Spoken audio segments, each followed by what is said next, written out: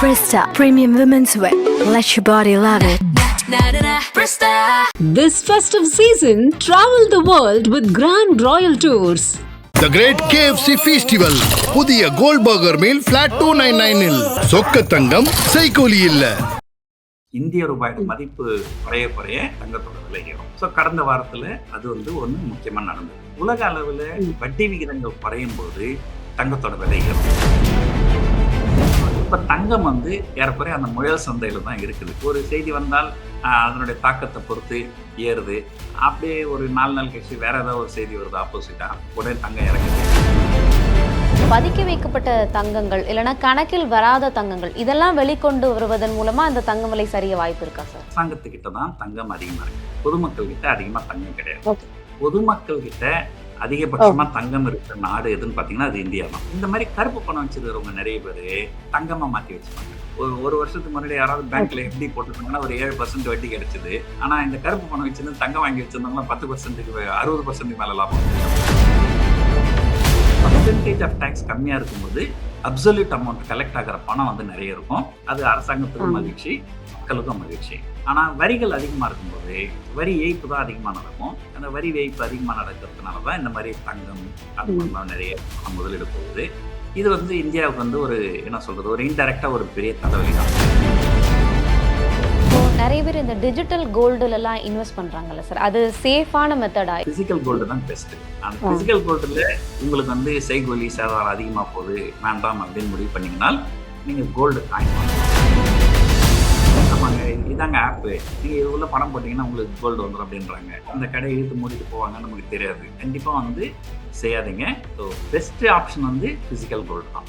Sovereign gold bond அல்லது gold ETF இதுல பண்ணலாம். மற்றபடி டிஜிட்டல் கோல்டு பண்ணலாம். தங்கம் விலை சரிவதற்கான வாய்ப்புகள் எதுவும் இருக்கா, இல்ல இதுலயே நீடிக்குமா? சார் வணக்கம். சார் வணக்கம் சார், கடந்த சில நாட்களாக தங்கத்தின் விலை தொடர்ந்து திருப்பியும் மீண்டும் உச்சத்தை தொட்டுட்டு வருது. என்ன காரணமா இருக்கு சார்? மக்கள் தங்கத்துல நம்பி முதலீடு பண்ணலாமா வேண்டாமா அப்படிங்கிற ஒரு அச்சத்தோடயே இருக்காங்க.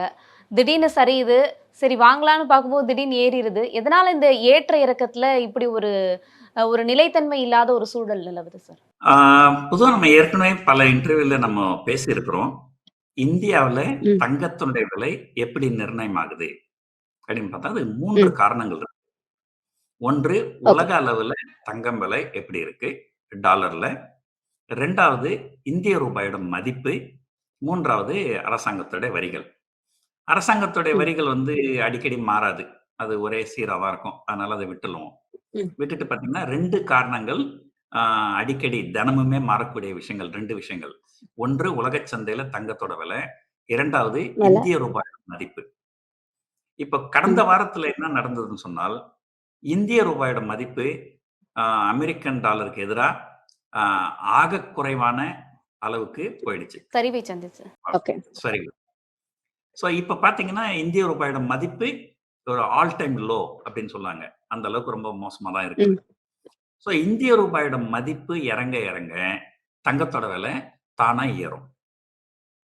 ஓகே. ஒரு உதாரணத்துக்கு பார்த்தீங்கன்னா ஒரு வருஷம் 1.5 வருஷம் இருக்கும்னு நினைக்கிறேன். முன்னாடி ஒரு டாலருக்கு 82 ரூபாய் இருந்தது. இப்ப கிட்டத்தட்ட 89 ரூபாய் வந்துருச்சு. சரி, பார்த்தீங்கன்னா இது கிட்டத்தட்ட ஒரு 10% டிப்ரிசியேஷன். ஸோ இந்த உலக சந்தையில தங்கம் ஒரே ₹1 ஏறலன்னா கூட இந்தியால அது 10% ஏறி இருக்கும். ஏன்னா இந்த கரன்சி. ஸோ அதனாலதான் நம்முடைய முன்னோர்கள்லாம் அதிகமான ஆர்வம் காமிச்சதுக்கு, தங்கத்துல முதலீடு பண்றதுக்கு அதிகமான ஆர்வம் காமிச்சதுக்கு முக்கியமான காரணம் it is a natural hedge against the currency depreciation. இந்திய ரூபாயோட மதிப்பு குறைய குறைய தங்கத்தோட விலை ஏறும். ஸோ கடந்த வாரத்துல அது ஒண்ணு முக்கியமா நடந்தது. 2வது, உலக அளவுல தங்கம் விலை எப்படி நிர்ணயம் ஆகும் அப்படின்னு பாத்தீங்கன்னா, அதான் நம்ம ஏற்கனவே பேசிருக்கிறோம். உலக அளவுல வட்டி விகிதங்கள் குறையும் போது தங்கத்தோட விலை ஏறும். ஸோ இப்போ அங்க அமெரிக்கால வந்த பொருளாதார செய்திகள் அதெல்லாம் பார்த்து டிசம்பர் மாதம் 10ஆம் தேதி, 9ஆம் தேதியும் 10ஆம் தேதியும் அமெரிக்க மத்திய வங்கி ஃபெட் அப்படின்னு சொல்லுவாங்க, அவங்க ஒரு மீட்டிங் வச்சிருக்காங்க. அந்த மீட்டிங்ல ஒரு 0.25% வட்டி குறையும் அப்படின்னு முதல்ல எதிர்பார்த்தாங்க. அதனால தங்கம் ஓகே. கொஞ்சம் ஏறுச்சு. அதுக்கப்புறம் பார்த்தீங்கன்னா, இல்ல, இல்ல இப்போ வருகின்ற பொருளாதார செய்திகள்லாம் சரியா இல்ல. பொருளாதார சூழ்நிலைகள்லாம் கொஞ்சம் மோசமா இருக்குது. அப்போ டிசம்பர் மாதம் வட்டி குறைக்கப்பட மாட்டாது அப்படின்ற மாரி எதிர்பார்த்தாங்க. ஆ உடனே வந்து தங்கம் விலை இறங்குச்சு. இப்போ திரும்ப அமெரிக்கால இருக்கிற மத்திய வங்கியில வந்து ஆ இப்ப நம்ம ஊர்ல வந்து ரிசர்வ் பேங்க் கவர்னர் அப்படின்னு சொல்லுவாங்க. அதுக்கப்புறம் ஒரு 3, 4 ம். டெப்யூட்டி கவர்னர்ஸ் இருப்பாங்க. அதேபோல ஆ ஃபெட் சேர்மன் அப்படின்றவர் வந்து அவர்தான் ஆர்பிஐ கவர்னர் மாரி அவரு. அது இல்லாம ஒவ்வொரு மாநிலத்துக்கும் ஒரு ரெப்ரசன்டேட்டிவ் இருப்பாங்க. அதுல ஓகே. நியூயார்க்கை சேர்ந்த அ ரெப்ரசன்டேட்டிவ் அவரு கவர்னர். அவரு என்ன சொல்லியிருந்தாரு, "வட்டி விகிதங்கள் குறையறதுக்கு வாய்ப்புகள் நெறைய இருக்கு." அப்படின்னு ஒரு 2, 3 நாளைக்கு முன்னாடி ஒரு செய்திய சொல்லியிருந்தாரு. சோ இப்ப என்ன நெனைக்கிறாங்க? திரும்ப வந்து வட்டி விகிதங்கள் குறையும். ரெப்போ ரேட்டா சார்? இந்தியால அது ரெப்போ ரேட்ன்னு சொல்லுவாங்க. அமெரிக்கால வந்து ஓகே. ஃபெட் ரேட் சொல்லுவாங்க. Okay, okay. ஆ ஸோ இந்தியாலயும் இந்திய ரிசர்வ் பேங்க் கவர்னருமே ஆ டிசம்பர் மாதம் ரிசர்வ் பேங்க் மீட்டிங் இருக்கு. அதுல வட்டிகள் குறையறதுக்கு வாய்ப்பு ம். இருக்கு அப்படின்னு இங்கேயும் பேசியிருக்கிறாங்க. அமெரிக்காவிலயும் வட்டி விகிதங்கள் அமெரிக்கால குறையும் அப்படின்ற மாரி பேசியிருக்கிறாங்க. ஸோ அப்ப ஓகே. வட்டி விகிதங்கள் குறைஞ்சதுனால் திரும்ப தங்கத்தோட விலை ஏறும். ஸோ இந்த மாரி வந்து ஆ அப்பப்போ வட்டி விகிதங்கள் குறையுன்றாங்க. அப்பப்போ குறையாதுன்றாங்க. ம். அதுக்கேத்த மாரி ஆ இந்த தங்கம் வந்து கொஞ்சம் ஏறிக்கணும், இறங்கிக்கணும். ஆ மேலயும் கீழயும் போகுது. அதான் நான் ஏற்கனவே ம். சொல்லியிருக்கிறேன். ஆ ஆ. தங்கத்த பொறுத்தவரைக்கும் பங்குச்சந்தை பொறுத்தவரைக்கும், பங்குச்சந்தை வந்து 3 பிரிவா பிரிப்பாங்க. வேகமாக ஏறுகின்ற சந்தை வந்து காலை சந்தைன்னு சொல்லுவாங்க. வேகமாக இறங்குகின்ற ம். சந்தை வந்து கரடி சந்தைன்னு சொல்லுவாங்க. மேலேயும் போகாம, கீழவும் போகாம, கொஞ்சம் மேல போய் கொஞ்சம் கீழ வந்து மாறி மேலயும் போய் கீழயும் போயின்னு இருந்தாக்கா, அது வந்து முயல் சந்தை அப்படின்னு சொல்லுவாங்க. இத பத்தி நம்ம ஏற்கனவே பேசியிருக்கிறோம் ஒரு ஓகே. வீடியோல. ம். இப்ப தங்கம் வந்து ஏறக்குறைய அந்த முயல் சந்தையில தான் இருக்குது. ஆ ஓகே. ஒரு ஒரு செய்தி வந்தால், அதனுடைய தாக்கத்த பொறுத்து ஏறுது. அப்படியே ஒரு 4 நாள் கழிச்சு வேற ஏதாவது ஒரு செய்தி வருது ஆப்போசிட்டா. உடனே தங்கம் இறங்குது. கொஞ்சம் ஆ. தங்கம் ஏறிக்கணும், இறங்கணும். ஆ இங்கேருந்து ஒரு பெரிய அளவுல ஏறாமலும், பெரிய அளவுல இறங்காமலும், ஒரு ஓகே. குறிப்பிட்ட அ அளவு ஒரு 4 அல்லது 5% மேலேயோ, கீழவோ அப்படிதான் கொஞ்ச நாளைக்கு இருக்கும். ஆ அமெரிக்கால அதிகபட்சமாக ம். தங்கத்தோட விலை போனது வந்து $4400 ஒரு அவுன்ஸ்க்கு. ஸோ அத தாண்டிருக்கின்ற வரைக்கும் ஓகே. இது வந்து ஒரு கன்சாலிடேஷன் மார்க்கெட் அப்படின்னு தான் நம்ம சொல்லணும். Okay sir. இப்போ இந்த பதுக்கி வைக்கப்பட்ட தங்கங்கள், இல்லன்னா கணக்கில் வராத தங்கங்கள், இதெல்லாம் வெளிக்கொண்டு வருவதன் மூலமா அந்த தங்கம் விலை சரிய வாய்ப்பு இருக்கா சார்? அதாவதுங்க, பொதுவா வந்து உலகத்துல ஆ பெரும்பாலான நாடுகள்ல அரசாங்கத்துக்கிட்ட தான் தங்கம் அதிகமா இருக்கு. பொதுமக்கள் கிட்ட அதிகமா தங்கம் கிடையாது. ஓகே. பொதுமக்கள் கிட்ட ஓ! அதிகபட்சமா தங்கம் இருக்கிற நாடு எதுன்னு பார்த்தீங்கன்னா, அது இந்தியா தான். ஸோ இந்தியால தான் இந்தியா. வந்து பொதுமக்கள் கிட்ட ஆ தங்கம் வந்து நெறைய இருக்கு. அத வெளிக்கொண்டு வருவதற்கு என்ன செய்ய முடியும்னு கேட்டீங்கன்னா, அதெல்லாம் வந்து மத்திய அரசாங்கம் செய்ய மாட்டாங்க. அப்படியே ம். அவங்க செஞ்சாலுமே மத்திய அரசாங்கத்த நம்ப மாட்டாங்க. இது என்ன நடக்குது அப்படின்னு சொல்லிர்றேன் பாருங்க. அ ம். வரிகள் ஒரு வருமான வரி வந்து அதிகமா இருக்குது. அளவுக்கு அதிகமா இருக்கு. Income tax. ம். பிசினஸ் டாக்ஸும் ரொம்ப அதிகமா இருக்கு. இதனால நெறைய ம். பிசினஸ் பண்றவங்க என்ன பண்ணுவாங்க, தங்களுடைய மொத்த வருமானத்தையும் கணக்குல காமிக்க மாட்டாங்க. வருமானத்துல ஒரு பகுதிய மட்டும் காமிச்சுட்டு, ஒரு பகுதிய வந்து மறைச்சுருவாங்க. அந்த பணம் வந்து ஓகே. கேஷா தான் இருக்கும். அத கொண்டு போய் நீங்க வங்கியில போட முடியாது. வங்கியில போட்டா ம். எங்கருந்து காசு வரும் இல்லையா? ஸோ வங்கியில போட ஆ. முடியாது. அப்போ இந்த மாரி வந்து கையில பணம் இருக்கு. கேஷா இருக்கு. ஏன்னா அது வரி கட்டாத கருப்பு பணம். அந்த ம். பணத்த வங்கியில வைப்பு நிதியில வைக்க முடியாது. ஆனா அந்த பணத்த நம்ம வீட்டிலேயே பீரோலயே வச்சிருந்தோம்னா குட்டி போடுமா? போடாது. இல்ல. ஒரு ரூ. 1000 நீங்க பீரோல வச்சீங்கன்னா, அது ரூ. 1000 தான் இருக்கும். அது ரூ. 1001 ரூ. 1002 ம். மாறாது. ஆனா வங்கியில வைப்பு நிதியில வச்சீங்கன்னா, அது ஏறும். வட்டி வரும். வட்டி வரும். இந்த மாரி கருப்பு பணம் வச்சிருக்கிறவங்க நெறைய பேரு தங்கமா மாத்தி வச்சுப்பாங்க. அப்ப என்ன ஓகே. ஆகும்? தங்கத்தோட விலை ஏறும்போது அவங்களுக்கு ஆட்டோமேட்டிக்கா அதனுடைய அப்ரிசியேஷன் வந்து கிடைச்சிருது. இன்னும் கேட்டீங்கன்னா, பல காலகட்டங்கள்ல ம். அந்த கருப்பு பணம் வச்சுக்கிறவங்களுக்கு வெள்ள பணம் வச்சுங்கிற நமக்கு கிடைக்கிற வருமானத்த விட அவங்களுக்கு அதிகமா கிடைக்கும். ஒரு வருஷத்துக்கு முன்னாடி யாராவது பேங்க்ல எஃப்டி போட்டிருந்தாங்கன்னா ஒரு 7% வட்டி கிடைச்சது. ஆனா இந்த கருப்பு பணம் வச்சிருந்து தங்கம் வாங்கி வச்சிருந்தவங்கலாம் 10%க்கு 60%க்கு மேல லாபம் வந்துச்சு அவங்களுக்கு. So okay. எதுக்காக சொல்ல வரேன்னா, அப்போ ஒருவேளை நீங்க தங்கத்த வந்து கொண்டு வந்து குடுங்க. அதுக்கு ஈக்குவலன்ட்டான காச நாங்க குடுக்குறோம். அப்படின்னு சொன்னா, நாளைக்கு யாரோ ம். ஒருத்தர் பிளாக்ல வச்சிருக்காரு 10 கிலோ தங்கத்த எடுத்துன்னு போய் குடுத்தாருன்னு வச்சுங்களேன். அவரு இன்கம் டாக்ஸ்ல நோட் பண்ணுவாங்க. நாளைக்கு பின்னைக்கு வந்து அவருக்கு வந்து நோட்டீஸ் விடுவாங்க. சோ அதனால பயந்துன்னு ம். யாரும் குடுக்க மாட்டாங்க. ஸோ எடுத்துட்டு வரதுக்கே ஒரு பயம். யாரும் வரமாட்டாங்க. ஆமா. அதாவது அ குடும்ப பெண்கள் கொஞ்சமான தங்கம் அவங்க வந்து அழகுக்காக வச்சிருக்கிறாங்க. அத வந்து கண்டிப்பா வந்து அரசாங்கம் கேட்டா குடுக்க ம். மாட்டாங்க. ஏன்னா அரசாங்கம் கிட்ட கேட்கும்போது நீங்க நகையா குடுக்க முடியாது. அது வந்து நீங்க தங்கத்த உருக்கி 24 ம். கேரட்டா தான் குடுக்கணும். சோ குடும்ப ஓகே. பெண்கள் நகையா வச்சிருக்கிறவங்க, கொஞ்சம் கொஞ்சமா வச்சிருக்கிறவங்க, அவங்க குடுக்க மாட்டாங்க. பெரும் முதலைகள், கருப்பு பண முதலைகள், அ அவங்க வந்து கிலோ கணக்குல தங்க கட்டிகள வச்சிருப்பாங்க. அவங்களும் குடுக்க மாட்டாங்க. நாளைக்கு பின்னைக்கு அவங்களுக்கு இன்கம் டாக்ஸ்ல பிரச்சனை வரும்ன்றதுனால. சோ இதெல்லாம் ம். வந்து என்ன நடக்குதுன்னா, நீங்க அடிப்படையில பார்த்தீங்கன்னா, ஆ ஒரு வரிகள் அதிகமா இருக்கும்போது, இந்த மாரியான பிரச்சனைகள்லாம் ஒரு நாட்ல வரும். வேற இருக்கும். ம். வைரமுத்து ஒரு தடவ ஒரு கவிதை சொல்லியிருந்தாரு. அது யாரோ எழுதின கவிதை தான். அது வைரமுத்துவோட கவிதை கிடையாது. ஆனா அது அது வைரமுத்து சொல்லும்போது இன்னும் அழகா இருந்தது. அதாவது ம். ஒரு வரி அப்படின்றது எப்படி இருக்கணும்னு சொன்னால், ஒரு மலர்ல இருந்து ஒரு தேனீ அந்த மலருக்கே வலிக்காம தேனை எடுப்பது போல இருக்கணும். அந்த மாரி இருக்கணும் டாக்ஸ். ஆனா, நம்ம நாட்ல ஓகே. டாக்ஸ் எப்படி இருக்குன்னா, இந்த கரும்பு ஜூஸ் புழிவாங்க பார்த்துருக்கிறீங்களா? ஒரு மிஷின் உள்ள போட்டு நல்லா சக்கையா புழிஞ்சு எடுப்பாங்க. ஸோ, அந்த மாரி தான் நம்ம நாட்ல டாக்ஸ் இருக்குது. ஸோ, அ ஒரு இப்ப சமீபத்தில செப்டம்பர் மாதம் பார்த்தீங்கன்னா, இந்தியால வந்து வரிகள பெருமளவு குறைச்சாங்க. ஜிஎஸ்டி ம். 28% இருக்கிற ஜிஎஸ்டி வந்து 18% ஆகவும், ஆமா. 12% ஜிஎஸ்டி 5% குறைச்சாங்க. 5. ம். ம். ஆமா. ஆனா குறைக்கும்போது என்ன சொன்னாங்க, இதனால எங்களுக்கு 2,00,000 கோடி நஷ்டமா வரும் அப்படின்னு சொன்னாங்க. ஆனா, அடுத்த வந்த 2, 3 மாதங்கள்ல பார்த்தீங்கன்னா, அவங்களுக்கு டாக்ஸ் ஆக்சுவலா குறையல. அதிகமா தான் வந்திருக்குது. ம். எப்பவுமே குறைவான வரிகள் இருக்கும்போது, பொருட்களுக்கு உண்டான டிமாண்ட் அதிகமாகும். அதனால அரசாங்கத்துக்கு ஓகே. அதிகமான வரி வருவாய் கிடைக்கும். விற்பனை அதிகரிக்கும் இல்லையா? விற்பனை அதிகரிக்கும். அது மூலமா வந்து அதிகமான வரி ம். கிடைக்கும். ஆ ஆ. ஸோ இதுதான் வந்து ஒரு முக்கியமான விஷயம்.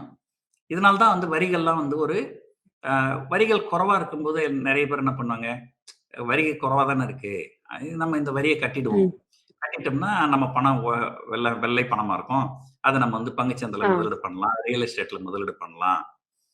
எது ஓகே. வேணாலும் முதலீடு பண்ணலாம். ஆனா வரிகள் ரொம்ப அதிகமா இருக்கும்போது, ஆ அது அவ்வளோ கட்டுறதுக்கு மனசு வராது நெறைய பேருக்கு. ஸோ யார் யாருக்கெல்லாம் சிலர்லாம் இப்போ நீங்கலாம் வேலை செய்றீங்க. வேலை செய்து சம்பளம் வாங்குறோம். நம்ம வரிய ஏமாத்த முடியுமா? முடியாது. ஆனா, பல தொழில் செய்றவங்க ஆ ஒரு வரிய வந்து ஏய்ப்பதற்கு நெறைய வாய்ப்புகள் இருக்குது. இருக்கு. ஸோ ம். சிதம்பரம் முன்னாள் நிதியமைச்சர். அவர் ஒரு தடவ சொன்னாரு, ம். "எ point at which an honest man become dishonest. A point at which a dishonest man becomes honest." So அதாவது என்னன்னா, ஒரு உதாரணத்துக்கு சொல்றேன் பாருங்க. ஒரு காலத்துல ம். வந்து தங்கத்துக்கெல்லாம் 100% வரி இருந்தது. ம். அ அதாவது நீங்க துபாய்ல ஒரு தங்கம் ரூ. 100 வாங்குனீங்கன்னா, இந்தியா கொண்டு போனீங்கன்னா அது ரூ. 200. ஏன்னா ரூ. 100 ஓகே. டாக்ஸ் பே பண்ணணும். அப்போ 100% வரி கட்டுறதுக்கு யாருக்காவது மனசு வருமா? வராது. வராது கண்டிப்பா. அதனால என்ன பண்ணுவாங்க? கள்ளக்கடத்தல் பண்ணுவாங்க. ம். ஸோ கள்ளக்கடத்தல் வந்து அதிகமாகும். ஸோ இது இந்த இப்ப இருக்கிற மத்திய அரசாங்கத்துல கூட தங்கத்துக்கு ஒரு காலகட்டத்துல வந்து 15% வரி அப்படின்னு சொல்லியிருந்தாங்க. ம். 15% வரி இம்போர்ட் டியூட்டி. அதுக்கப்புறம் ஜிஎஸ்டி 3% 18%. ஸோ ம். அதே தங்கத்த நீங்க துபாய்ல வாங்குனீங்கன்னா, உங்களுக்கு 18% குறைவான விலையில கிடைக்கும். ஓகே. ஸோ இதனால கள்ளக்கடத்தல் வந்து அதிகமாச்சு.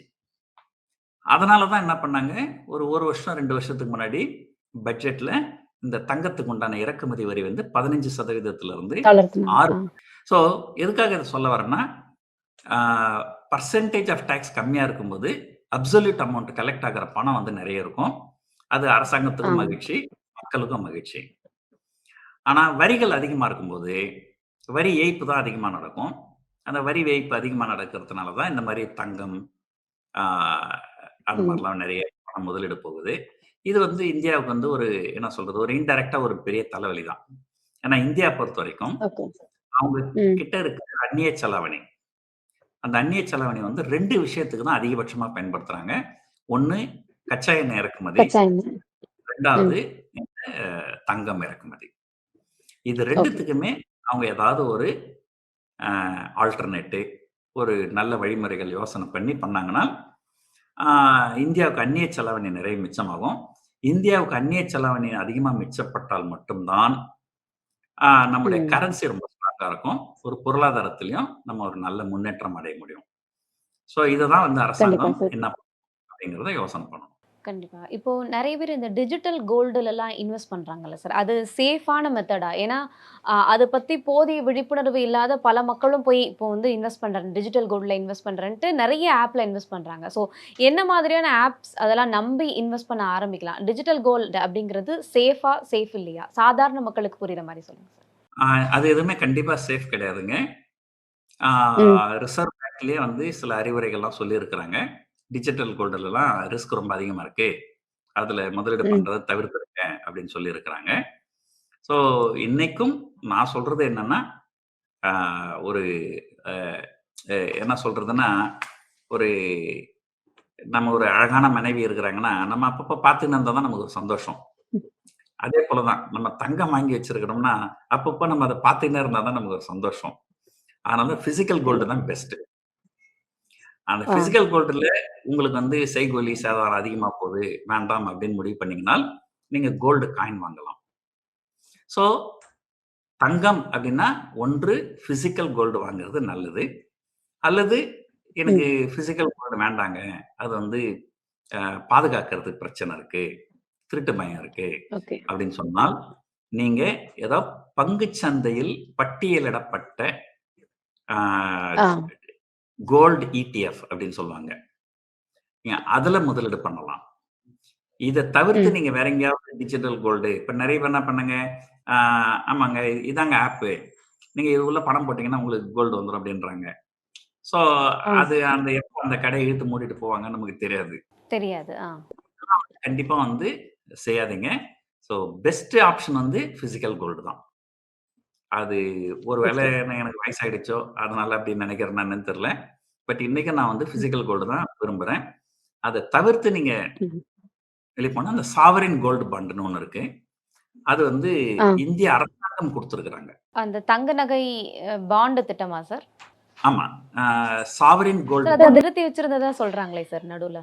ஆமா. அது நிறுத்திட்டாங்க. இதுக்கு மேல குடுக்க மாட்டாங்க. ஆனா ஏற்கனவே வாங்குனவங்க விக்கிறாங்க. அவங்க கிட்ட இருந்து நம்ம வாங்கலாம். ஓகே. ஆமா. சாவரின் கோல்டு பாண்டு அல்லது கோல்டு ETF இதுல பண்ணலாம். மற்றபடி டிஜிட்டல் கோல்டு எதுவும் பண்ணக்கூடாது. Okay sir. இப்போ இந்தியாவை பொறுத்தளவுல எல்லாருடைய மைண்ட் செட் இப்போ நீங்க சொன்ன மாதிரி தான் இருக்கும். பிசிக்கல் கோல்டு வச்சுக்கிறதுக்கு தான் எல்லாருமே விருப்பப்படுவாங்க. ஸோ நிறைய ஏழை எளிய மக்கள் இருப்பாங்க. அவங்க அந்த கோல்டுல சேமிக்கிறதுக்கு என்ன வழிமுறையை ஃபாலோ பண்ணலாம் சார்? ஏன்னா இப்போ கோல்டு ரேட் கிட்டத்தட்ட 94,000 கடந்து திருப்பி அந்த 97,000க்கு போயிருமோ அப்படிங்கிற ஒரு அச்சத்தை ஏற்படுத்தியிருக்கு. ஸோ கொஞ்சம் கொஞ்சமா அந்த நகையை சேமிச்சு வைக்கிறதுக்கு அவங்க என்ன விஷயத்தை அவங்க கையாளலாம் அப்படின்னு நினைக்கிறீங்க சார்? பொதுவா வந்து காலகாலமா எல்லாருமே சொல்ற ஒரே விஷயம் தாங்க. தங்கம் வந்து பணக்காரரா இருந்தாலும் சரி, ஏழையா இருந்தாலும் சரி, உங்களுடைய முதலீட்டு போர்ட்ஃபோலியோல ஒரு பகுதி தங்கம் கண்டிப்பா இருக்கணும். அது வந்து 1. கண்டிப்பா. 2வது தங்கத்தை வந்து முதலீடு பண்ணும்போது ஒரே நேரத்துல மொத்தமா முதலீடு பண்ணாமல், ஏதோ அப்பப்போ கொஞ்சம் கொஞ்சமா வந்து முதலீடு பண்ணணும். ஏன்னா அப்பதான் வந்து ஒரு தடவை கொஞ்சம் இறங்கி இருக்கும், அப்போ வாங்குவோம். கொஞ்சம் ஏறி இருக்கும், அப்புறம் வாங்குவோம். திரும்ப இறங்கி இருக்கும், அப்போ வாங்குவோம். அப்போ ஒரு ஆவரேஜ் அவுட் ஆயிட்டு வந்துரும். அது ஒரு SIP அப்படின்னு சொல்லுவாங்க. மாசம் 1 கிராம் தங்கம் அப்படி இல்ல 2 மாசத்துக்கு ஒரு தரம் 1 கிராம் தங்கம் அப்படி வாங்குறது. ஒரே நேரத்துல முதலீடு பண்ணீங்கன்னா, அது ஏதோ பெருமளவு சரிஞ்சதுனால் நமக்கு பார்க்கறதுக்கு நமக்கு கொஞ்சம் கஷ்டமா இருக்கும். ஸோ மற்றபடி அப்பப்போ கொஞ்சம் கொஞ்சமா முதலீடு பண்ணின்னு வருங்க. கூடிய வரைக்கும் நகையில முதலீடு பண்ணாமல் தங்க நாணயமா முதலீடு பண்ணுங்கள். Okay sir. இறுதியா ஒரு கேள்வி சார். தங்கம் விலை சரிவதற்கான வாய்ப்புகள் எதுவும் இருக்கா? இல்ல இதிலேயே நீடிக்குமா சார்? தங்கம் விலை எனக்கு தெரிஞ்சு இங்க இருந்து பெருசா ஏறவும் ஏறாது, இங்க இருந்து பெருசா இறங்கவும் இறங்காது. நான் ஏற்கனவே சொன்ன மாதிரி இது ஒரு முயல் சந்தை. கொஞ்சம் ஏறும், கொஞ்சம் இறங்கும். அப்படியேதான் இருக்கும் கொஞ்ச நாளைக்கு அப்படின்னு தான் தோணுது. குறைஞ்சபட்சம் அடுத்த 1 வருஷத்துக்கு இங்க இருந்து பெருசா ஏறவும் ஏறாமல், பெருசா இறங்கவும் இறங்காமல் அப்படிதான் இருக்கும். சரி. அப்போ மக்கள் மெல்ல மெல்ல அந்த தங்க நகை சேமிப்பு திட்டம் ஏதோ ஒரு திட்டத்தின் வாயிலாக அவங்க பிசிக்கல் கோல்ட்ட சேர்த்து வைக்கிறதுக்கான வழிமுறைகளை பின்பற்றி தான் ஆகணும். வேற வழி இல்லை அப்படின்றீங்க. ஆமா. கண்டிப்பா சார். நன்றி. இன்றைக்கு நிறைய விஷயங்கள் பகிர்ந்துக்கிட்டீங்க. நன்றி sir. Presta Premium Women's Wear. Let your body love it. This festive season, travel the world with Grand Royal Tours. The Great KFC Festival. புதிய கோல்ட் பர்கர் மீல் flat $2.99 இல் சொக்க தங்கம் செய்கூலி இல்ல.